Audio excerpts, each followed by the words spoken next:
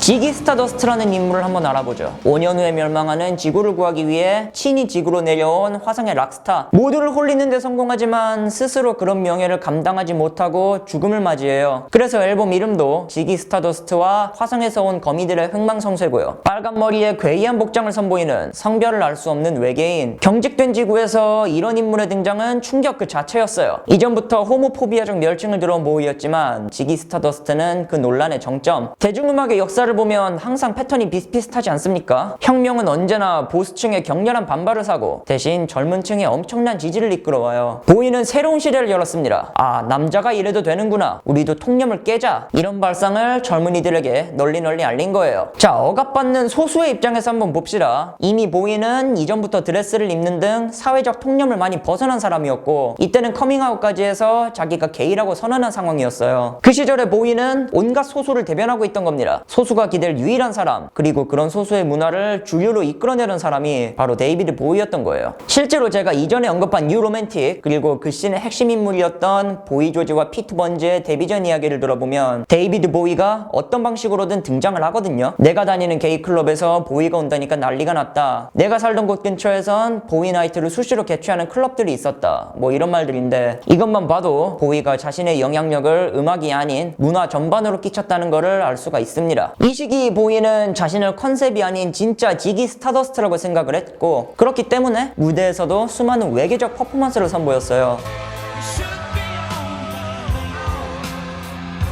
이거는 또 훗날에 수많은 가수들에게 영감을 주었고 이 모든 일은 1972년에 이미 일어나고 있었던 거죠. 보이는 지기 하나만으로 대중음악에 엄청난 파도를 일으킨 겁니다. 음악적으로도 흠잡을 데 없는 보이의 마스터피스. 제가 작년에 런던 여행을 가서 성지순례 하려고 여기 지기 스타더스트 커버 촬영지를 들렀거든요. 근데 앞 커버에 나온 것은 공사 중이라서 제대로 찍지를 못하고 뒷 커버에 있는 전화부스는 식당과 구석에 덩그러니 놓여 있더라고요. 그래서 요리사들이 그 전화부스 앞에서 담배를 주구장창 이렇게 피고 있어요. 우리가 딱 봐도 관광객이니까 너희 그 앨범 그거 보러 왔냐고 담배 피다가 자리 비켜주는데 참 개인적으로는 뭐 문화재로 지정해야 되는 거 아닐까 싶은데 어떻게 보면은 뭐 영국의 위험이기도 하죠. 어쨌든 뭐 이런 일들이 있었고 제가 이 앨범 설명에만 상당한 시간을 투자했습니다. 보이는 이 앨범으로 완전한 슈퍼스타의 자리에 등극하는데 이때쯤 되면 새롭게 떠오르는 두려움. 내 예술이 지기 스타더스트 하나로만 대변되면 어떻게 하지? 그 파급력은 너무나도 컸고 보이는 지기를 붙잡을수록 자신이 아예 지기에서 빠져나오지 못할까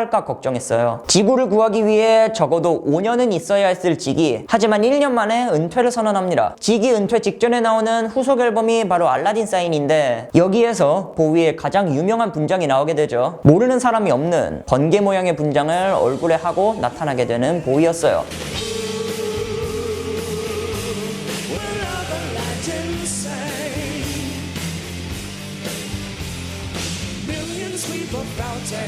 Just in case of sunrise. She likes him, but she knows she really loves him. It's a crash course for the right eyes. It's a driving Saturday. He should be on by now. Clean, cleaning, lives on his back. Clean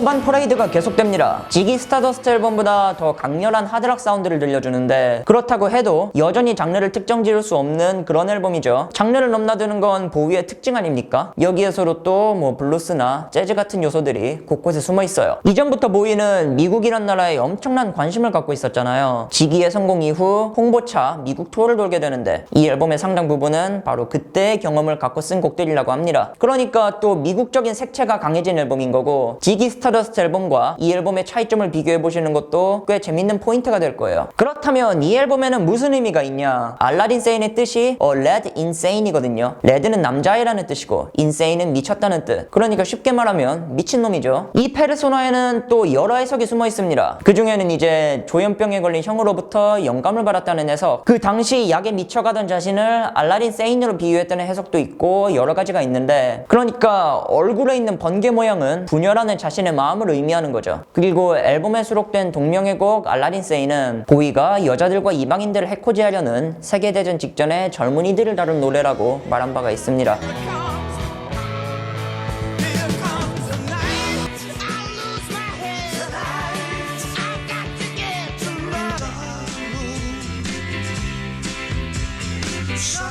보위하면 또 빼놓을 수 없는 게 바로 마약 문제인데, 여러 일을 하며 바쁘게 살았던 만큼 마약이 위로가 되어주지 않았나 싶어요. 이게 본격적으로 심해진 게 바로 1974년 미국으로 이사한 직후, 보위 말로는 그때 제대로 된 마약을 접하면서 뭔가 잘못되기 시작했다. 미국에 가니 사방에 마약이 널려 있었고 그래서 거기서 헤어나올 수가 없었다고 말했어요. 보위가 미국으로 이사한 것, 이건 좀 더 다양한 창작 활동을 위해, 그리고 한편으로는 그 당시 계약 때문에 재정 문제에서 벗어날 수 없던 보위가 세금을 덜 내기 위해서라고 해석되기도 하거든요. 사실 이때는 마약 때문에라도 보위 최악의 암흑기로 꼽을 수 있는 시기죠. 이 중독이 정점일 때는 살이 눈에 띄게 빠지고 잠도 못 잔 채 꼴딱 밤을 새는 일이 많아졌고요. 근데 그러면서도 또 3개의 앨범을 냈다는 거, 이때는 마약하고 음악하고 또 마약하고 음악하고의 반복이었어요. 사실상 마약과 함께 발매한 앨범들이었지만 그 와중에도 각각의 앨범에는 확실한 컨셉이 잡혀 있었습니다. 다이아몬드 독스 같은 경우는 조지 오웰의 1984, 그리고 무성영화 메트로폴리스를 참고해서 만든 디스토피아 음악이에요.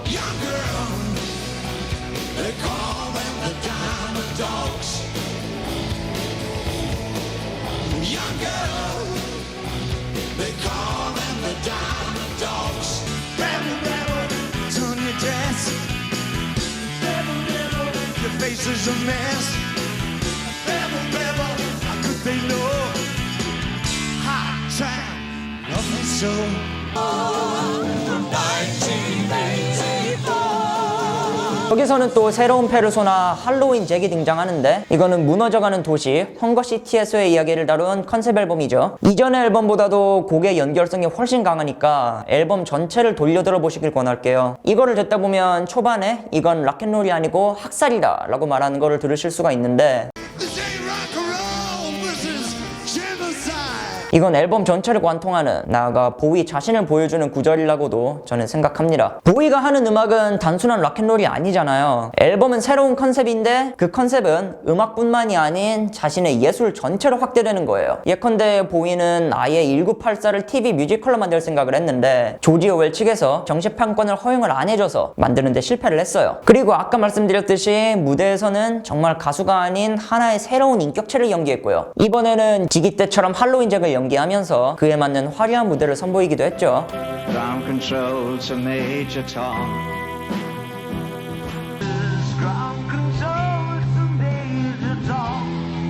요즘에 보면 콘서트를 단순 라이브가 아니라 하나의 쇼처럼 만드는 가수들이 있잖아요. 우리가 가장 잘 아는 예로는 콜드플레이 같은 분들. 보이는 그걸 이때 이미 하고 있었다고 보시면 됩니다. 무대에서 헝거시티를 재현하고 꽉 짜인 무대 구성을 선보이면서 관객을 몰입하게 해요. 문제라면은 이때 보위의 몸은 너무나도 야윈 상태였다는 거. 보위의 중독은 점차 심해지고 있었죠. 보위는 이후로도 꾸준히 음악색을 바꾸고 컨셉을 바꿨지만 가장 중요한 건 자기 자신을 바꾸는 것이었어요.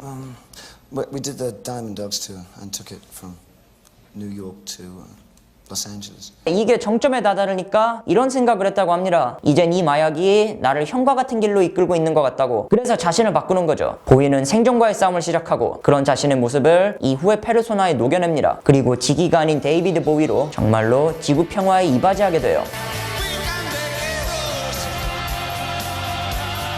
Just when one day